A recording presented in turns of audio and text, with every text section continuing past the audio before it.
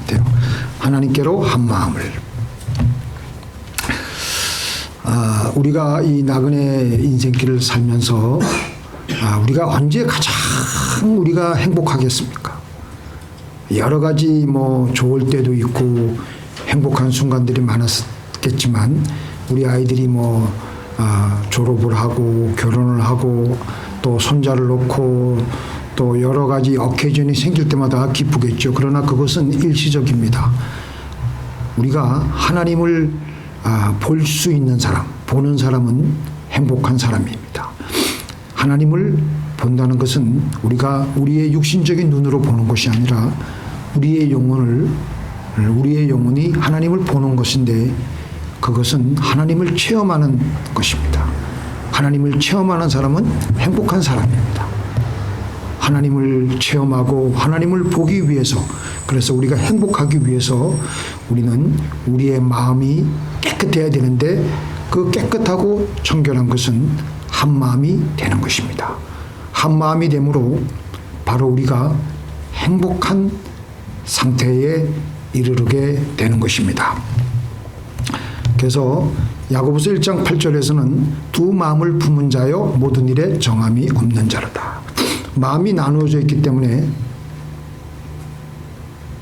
하나님을 체험할 수가 없어요. 그리고 영혼이 불안정하기 때문에 늘 뭔가 산만한 겁니다. 겉보기에는 다 정상적으로 우리가 살아가는 것 같지만 그 내면에는 여러 가지 생각과 마음들이 떠돌아다니므로 정함이 없고 불안하고 혼란스럽게 살아가고 있는 것입니다. 근데 이렇게 마음이 여러 가지로 여러 갈래로 갈려져 있으면요, 마음이 힘이 없습니다. 그러나 그 마음이 하나로 모아질 때는 마음에 에너지가 들어차게 되어서 마음에 힘이 생기고 문제를 뚫고 나갈 수가 있습니다. 예수님이 갈릴리 바다 위를 걸어오시는데 처음에는 물 위를 걸어오시는 주님을 바라보고 제자들이 유령이다. 왜냐하면 어떤 사람의 형체가 바다 물결 위로 걸어 올라오니까 이게 세상에 그런 일을 본 적이 없으니까 유령이다 하는 게 지극히 당연한 반응입니다. 그런데 소리치고 두려워하였을 때 예수님께서는 즉시 그들을 안심시키기 위해서 내니 두려워 말라. 그런데 그 가중에 베드로가 주님이신 것을 확신하고 나서 주님이시거든 나를 명하여 물 위로 걸어오라 하소서. 그래서 주님은 즉각 오라고 하셨습니다. 그렇게 해서 베드로는 주님께로 가기 위해서 몇 걸음 갔습니다. 물 위를 걸었습니다. 그런데 갑자기 그 돌풍이 몰아치고 그냥 바람 소리가 들리니까 그쪽으로 시선이 쏠리자마자 불안하고 두려운 마음이 급습하면서 찾아오면서 그때부터 물 속으로 빠져들면서 그때 베드로가 주야 나를 구원하소서. 더 이상 믿음이 생길 겨를이 없으니까 그때 주님께서 믿음이 적은 자여 왜 나를 의심하느냐. 세상에서 우리들은 여러 가지 일들을 만나게 됩니다. 두려움의 바람도 보게 되고 실패의 바람도 보게 되고 유혹의 바람도 만나게 됩니다. 그러면서 마음이 갈려집니다. 우리가 오늘 예배를 이렇게 보고 마음이 하나로 쫙 모여졌다가도 밖으로 나가면서 파킹랏에서부터 뭔가 이상한 그 일을 만나게 되면 순식간에 우리의 마음은 갈라지고 나누어지게 되고 그렇게 됩니다. 그래서 우리는 예수님을 집중하지 못하도록 부는 바람들이 많이 있습니다. 그래서 우리는 그 바람에 빠져서 물에 빠지게 됩니다.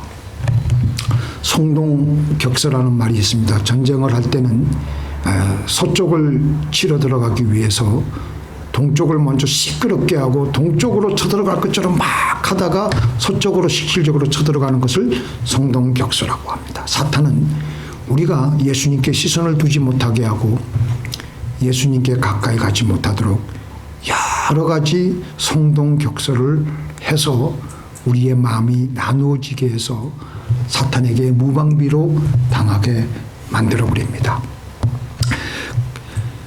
근데 우리가 그 한 마음을 유지하고 주님께 계속해서 한 마음을 가지기 위해서는요, 그 일을 가지고 하나님께 감사하며 찬송을 드려야 됩니다. 그렇게 하면 우리는 하나님께로 향한 마음을 계속 하나로 지킬 수가 있고 사태를 역전시킬 수가 있고 문제를 해결할 수가 있습니다. 어떤 예수를 잘 믿는 중견 기업인이 그날부터 더욱더 하나님을 더욱더 잘 섬기리라 결심을 하고 이제 있는데 얼마 안 있어가지고 회사에서 잘렸어요. 회사에서 갑자기 레이오프를 당해가지고 지금의 그 중력의 지위에서 물러나게 되었습니다.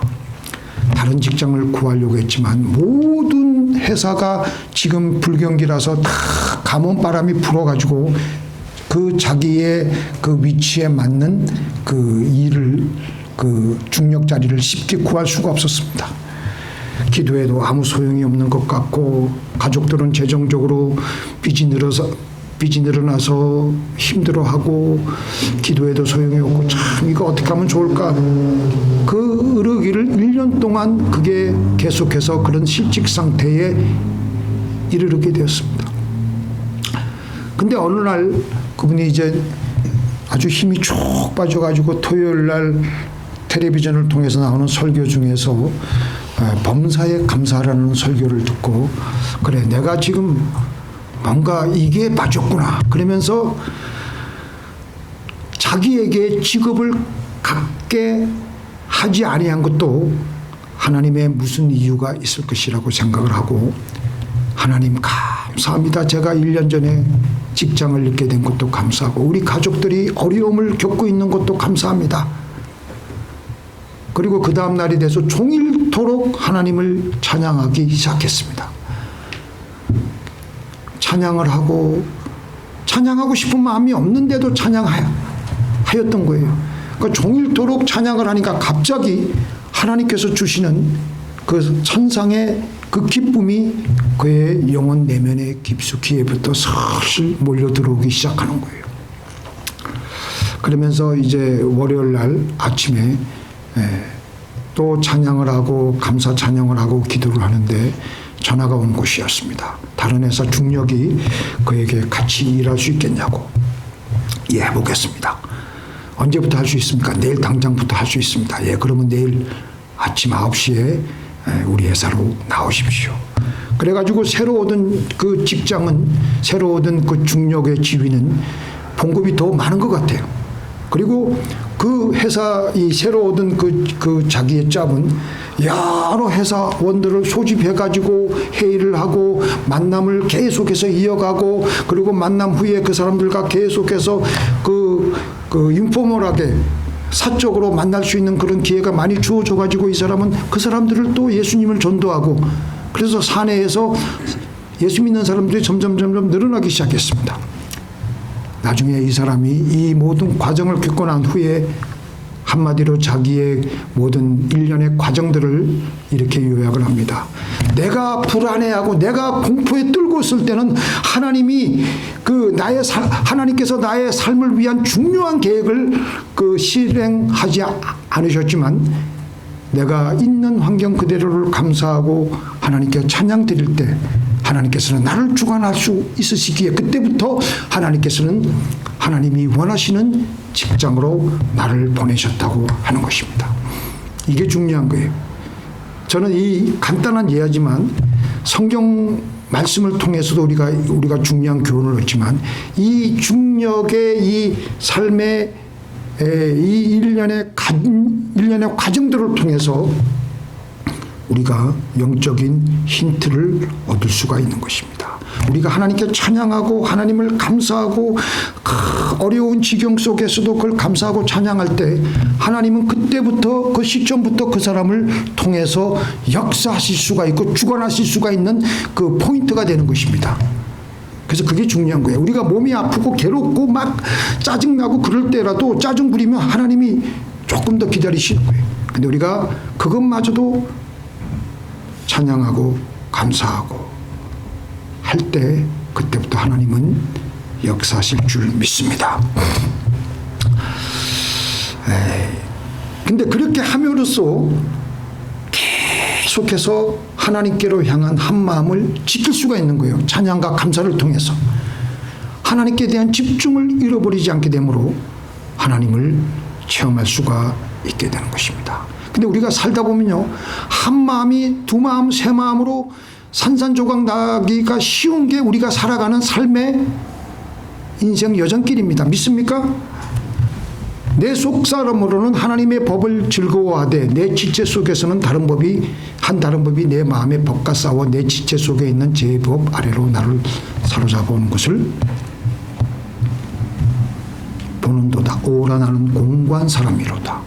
이 사망의 몸에서 누가 나를 건져내라. 그러니까 이게 뭐냐면, 이게 사도 바울이 우리 사람의 영혼의 실태를 정확하게 꿰뚫어 가지고 말씀하신 것인데, 우리 사람은 이런 존재라는 거예요. 우리는 가만히 있으면 이렇게 마음이 나누어지고 두 갈래 세 갈래 계속해서, 근데 그 상태가 어떻게 되냐면 죽음이에요. 죽음, 초죽음이 되는 겁니다. 두 마음이 되고 그러면은. 근데 그것도 모르고 세상 사람들은 살아가고 있는데, 사니까 살아가는 건데, 그게 사니까 살아가는 게 아니라 사실은 죽어 있는 체레에서 살아가는 것일 뿐입니다. 우리는 마음을 하나로 모아서 하나님께 모아서 행복하게 살 권리가 있습니다. 믿습니까?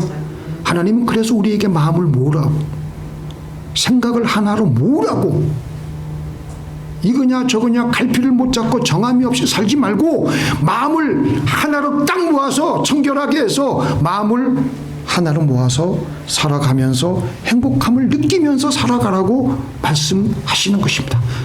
그래서 하나님은 우리에게 마음을 하나로 모으기 위해서, 청결함을 유지하게 하기 위해서 다음과 같은 비책을 말씀해 주셨습니다.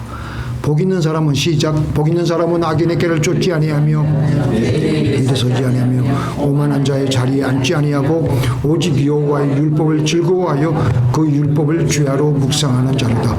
저는 시냇가에 심은 나무가 시절을 쫓아 과실을 맺으며 그 잎사귀가 마르지 아니한 같으니 그 행사가 다 형통하리라. 사방에 다 가뭄이 들어서 말라 비틀어져 가지고 죽어가고 있을 때 이 사람은 끊임없이 하나님께로 향한 마음의 집중을 하려고 하나님 말씀을 계속해서 묵상하고 그 말씀을 외우고 엎조리고 하니까 그걸 지킬 수가 있으니까 마음도 행복해지고 자기의 삶도 계속해서 하나님께서 주시는 그 놀라운 축복의 물줄기를 맛보게 되는 것입니다. 또 하나님은 우리에게 쉬지 말고 기도하라고 하십니다. 쉬지 않고 기도해야 우리의 마음이 하나로 모아질 수 있기 때문에, 또 우리의 마음이 청결해질 수 있기 때문에, 그렇게 하나님은 우리에게 쉬지 않고 기도하라고 하신 것입니다. 우리 사람이 얼마나 간사하고 부패되기 쉬운 존재이냐면요, 잠시라도 기도를 수만 있거든. 이 잔을 내게서 지나가게 하옵소서. 그러나 내 원대로 마옵시고 아버지의 뜻대로 하옵소서. 두 개의 마음이 살짝 있었을 때 주님은 땀방울이 변하여 핏방울로 변하도록 기도하셨습니다. 그리고 나중에는 아버지여, 이제는 아버지의 뜻대로 하시옵소서. 이제는 십자가를 지러 가겠습니다. 그 길로 완전히 마음이 모아지시면서 이제는 훌훌 자리를 틀고 기도 자리에서 일어나셨습니다. 아까 우리 이인성 목사님 모시고 오면서 제가 나눈 얘기인데, 하나님께서는 왜 우리에게 감당할 수 없는 기도 제목을 우리에게 허락하시고 광야를 지나가게 하시느냐. 광야를 지나가는 건요, 광야가 이게 끝에가 바르라는 이게 워드 플레이어인데, 민수기에 보면은 어저께 그 이찬소 목사님이 그 얘기를 기가 막히게 풀어내더라고요. 광야를 지날 때 우리가 해야 될 일이 뭐냐? 하나님 말씀을 듣는 거예요. 하나님 말씀 뭐냐? 디바르. 광야는 또 미네바르. 바르. 둘 다 바르예요. 우리가 들을 때는 좀 전혀 틀린 말이지만 히브리어 말로 들을 때는 워드플레이가 되는 거예요. 그러니까 광야를 지날 때는 하나님 말씀을 들으면서 하나님 말씀을 묵상하면서 하나님께 집중해야 될 줄로 믿습니다. 광야를 지나면서 우리는 하나님만 붙들고 나가며 하나님 말씀만 붙들고 나가며 마음이 하나가 되면서 그때 광야지만 우리 영혼이 너무 행복한 거예요. 왜냐하면 하나님께로 한 마음이 되었으니까. 우리는 환경적으로 어려워서 우리가 뭐 불행하고 행복한 게 아니라 마음이 하나가 안 되었기 때문에 환경적으로 아무리 좋아도 괴롭고 밤에 잠 못 자고 괴로운 거예요. 사는 게 짜증나는 거예요. 그러나 환경이 아무렇고 괴롭고 힘들어도 불편해도 마음이 하나가 되면은 행복할 수가 있습니다. 누가복음 18장에 한 도시에 불의한 재판관과 억울한 일을 당한 가부가 있었습니다. 어느 날 가부가 아주 억울한 일을 당했죠. 도저히 이 문제를 해결할 수가 없는 거예요. 이 문제에 압도돼 가지고 죽을 판이에요. 그런데 이 가부는 불의한 재판관일지라도 그 인간에게 나가서 내가 내 일을 꾸준히 얘기하면 그 인간이 내 원한을 풀어준다는 믿음을 가지고 주야로 사시사철 봄, 여름, 가을, 겨울 언제 끝날지 모르지만 계속해서 얘기하는 거예요. 내 원한을 풀어주소서. 내 원한을 풀어주소서. 이 불의한 재판관이 미칠 지경입니다. 그냥 조금만 실만하면 또 찾아와가지고 내 억울한 일을 풀어주소서. 내 억울한 일을 풀어주소서. 그러는 거예요. 그러면서 우리 주님이 그래서 결국은 그 불의한 재판관일지라도 괴로워서 그 억울한 일을 당한 가부의 그 억울한 일을 해결해 주었다라는 것입니다. 그러시면서 우리 주님이 말씀하신 게 기가 막힌 일입니다. 하물며 하나님께서 그 밤낮 부르짖는 택하신 자들의 원한을 풀어주지 아니하시고 저희를 오래 내버려 두시겠느냐. 속히 그 원한을 풀어주리라. 그러시면서 마지막으로 인자가 올 때에 믿음을 보겠느냐. 그러니까 이 가부의 의식 속에는요 24시간 이거밖에 없어요. 억울한 일을 저 불의한 재판관에게 찾아가서 해결해 달라 그 생각밖에 없다니까요. 그것만 그냥 있는 거예요. 그것만. 그러니까 다른 생각이 다른 어떤 뭐 한국의 정치 여러 가지 얘기가 그 여인에게 들어갈 틈바구니가 없는 거예요. 주님이 그걸 보시고 이 여자에게서 난 믿음을 받다라고 말씀하시는 거예요. 이렇게 믿음이 있느냐? 이렇게 너희의 생각이 하나로 모아진 사람이 있겠느냐? 내가 다시 올 때에. 아니면 베드로와 같이 조금만 바람이 불면 그리로 눈을 돌리고 불안해하며 밤잠을 못 이루며 괴로워하지 않겠느냐? 그런데 정말 이 가부와 같이 문제를 가지고 밤낮으로 믿음으로 나에게 나올 사람이 있겠느냐? 제가 이 예화를 하나 드는데요. 이거 조금 그 예수 안 믿는 사람이 얘기지만 우리가 정말 예수 안 믿는 사람들일지라도 본받을 얘기는 우리가 본받아야 돼.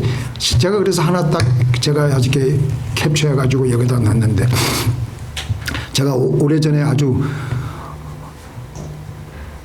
그냥 챌린지를 받은 얘기인데요. 농구 선수 코비 브라이언트가 2012년 런던 올림픽 맞죠? 2012년 그때 이제 당시 트레이너로 함께 참가했던 라비라는 사람이 코비 브라이언트가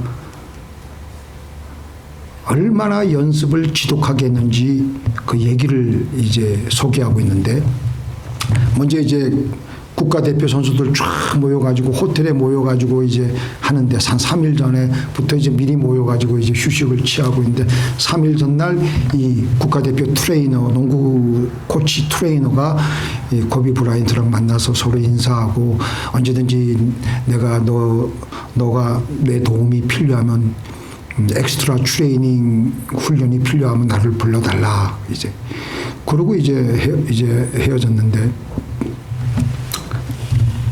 첫 훈련이 있기 전날 밤 잠이 안 와가지고 이 로비 국가대표 이 트레이너가 새벽 3시까지 영화를 보다가 이제부터 좀 자야 되겠다 그러고 있는데 금방 전화가 뚜루루 오는 거예요. 그래서 딱 전화 보니까 코비 브라이언트예요. 지금 자기가 코트에 나와가지고 운동하고 있는데 내 이 트레이닝을 좀 도와줄 수 있겠느냐.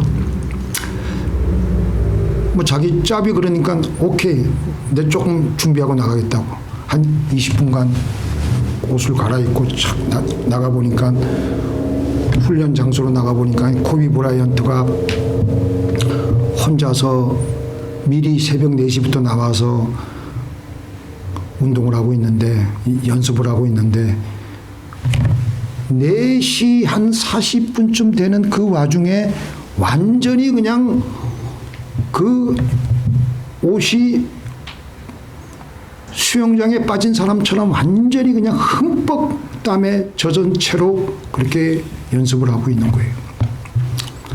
그때가 5시도 채 안 됐는데 1시간 15분 동안 이제 이 국가대표 트레이너하고 컨디셔닝 이 드릴 훈련을 하고 또 한 45분간 또 이제 웨이 트레이닝 이제 훈련을 하고 자기는 밤에 잠을 못 잤잖아요.